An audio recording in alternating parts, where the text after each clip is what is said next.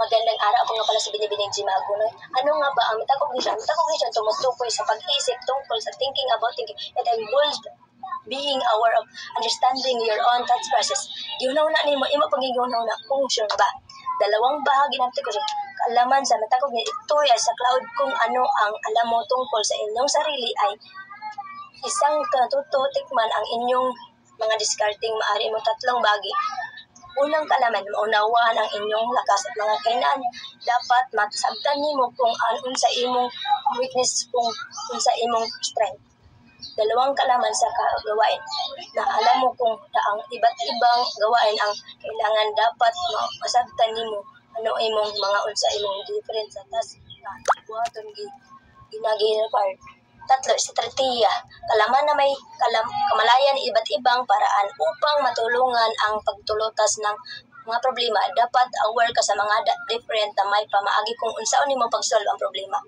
Methodology. Ito ay tungkol sa pamalaan sa sarili, proseso ng pag-aaral. Ito ay pag nagsisangot ng tatlong ibig sabihin na hakbang.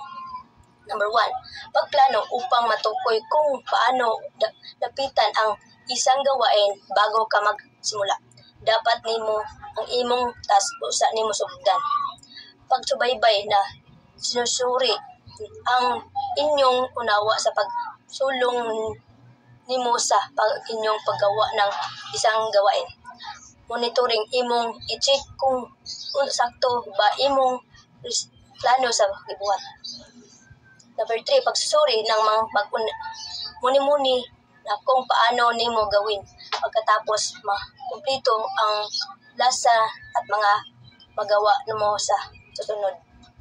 Ang evaluating, diha nimo makita or ma-reflect kung imong giplanuhan kung sakto ba or unsa imong dapat buhaton para manindot kung mohimo na sad ka utro.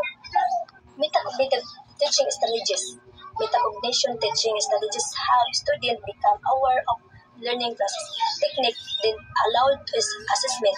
If reflection journal is encouraged, you can plan monitoring and evaluating understanding by using strategies to the improvement to learning of develop starting habits. Mauni ang technique din allowed dapat kung memorize ka dapat imo sulti para maka-learn ka din self-assessment like quiz na kaybay natakatunan sa